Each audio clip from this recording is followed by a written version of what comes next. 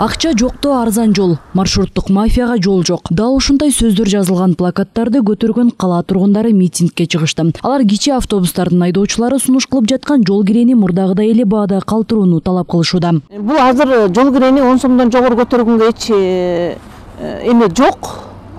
Маселе жок. Анткени азыркы пандемиянын учурунда баарыбыз тең ачык болуп ток болуп отурабыз. Кайбирибиздин жумушубуз токтоп калган, жумуш иштеген балдардын баары токтоп калышкан. Эптеп үйдө пенсионер болсо, ошо пенсия менен жашап атабыз.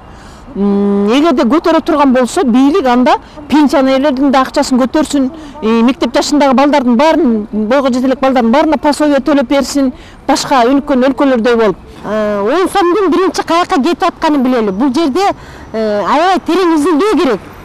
Анан кийин мэр менен Балбак Төлөбаев менен шаардык кеңеш менен бул жерден туруктуу комиссия аркылуу чечип, сүйлөшүп, талкуулап, ачык айкын талкуу болуп, бул акчалар каяка кетип атат? Канча акча каяка кетет? 15 сомго чейин 10 сомдун изин издеш керек. Митингчилер эгер кала башчысынын милдетин аткаруучу Балбак Төлөбаев калың элдин мүдөөсүн аткара албаса, анда кызматтан кетсин деген ойдон кайтышкан жок. Алардын пикиринде маршруттук унааларды берген жеке компаниялардын кызыкчылыгынан элдин талабы жогору. Андыктан маселе кечиктирилбестен чечилиши керек. Балбак Төлөбаев мырза айтып жатат: "Мен маршруттук линиялардын айдоочуларынын жана алардын ээлеринин шарттарына көңүлүмө аргасыз болуудамын" депчи. Бирок анан бул маселенин кечиңдип жатат чечилишинчи. Кечен бүтпеш керек. Орunu жасырса өлүм ашкерек кылат деп кыргыз айтат. Бул маселесин чечилишин кечеңдете берсе, мен оюмча бул шаардык маанайлардын, шаар жарандардын терс маанайларын пайда кылат деп ойлойм.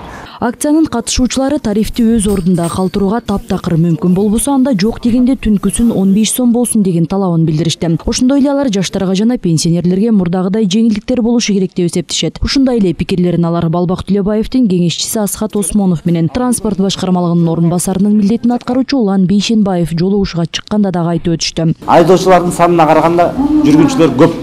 Жана жалпы жүргүнчүлөрдүн бүгүн биз аз келдик, бирок жалпы жүргүнчүлөрдүн маанайы маршруттук тарифтин баасынын кымбатталышына каршы. Жумушчу топ түзүлгөн. Бул жумушчу топ азыр жана канчагы баада болот экен расчетторун жазышып, бүгүнкү күнү анализ регулятивного воздействияны жазап даярдап атабыз. Анализ регулятивного воздействия жазап даяр болгондон кийин бул материалдардын баары тең Министерство экономикага жөнөтүлөт. Ал жерден каралып чыгат. Каралып чыккандан кийин бизге кайра болот. Момча баа болот экен, момча баа болот деп. Азыркы күнү бул канча сом, 20 сом, 15 сом деген туура эмес. Андай бул азыр жумушчу топ иштеп чыгып туруп, анализ регулятивного воздействия чыккандан кийин Минэкономика санап берет. Азыр Бишкекте муниципалдык автобус, троллейбустардан сырткары 39 жеке компаниянын 1,5 миңден ашык маршруттук унаасы иштейт. Митингчилер бул маселеде ошол кичи автобустардын айдоочуларынын өз кызыкчылыктары бар деген бүдөмү койду. Артифишал деп коет, жасалма түрдө бир митингтерди коозутууларды уюштуруп, бир линиянын маршруттук айдоочулары жалпы ишке, жумушка чогуу сүйлөшүп алып чыкпай коюп атышат да. Бирок биз азыр мына ошону баары менен сүйлөшүп атабыз, айрыкча айдоочулар менен.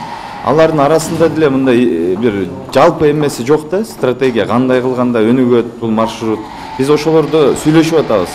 Жаңы 30 линия ачып берели деп атабыз. Өзүбүздүн талаптарыбызды коюп атабыз. Льготниктерге мондай баа коюп бересиңер деп төмөн бааларды айтып атабыз. Маршруткаларды орду менен ташыгыла деп аны айтып атабыз. Жаңылагыла, газга өткүлө деп, же электробустарды алып келгиле деген да сунуштар бул. Бунун баары ачык болот. Бизде эч кандай жашыруун жок. Бул жерде эч ким менен калкалаган жок.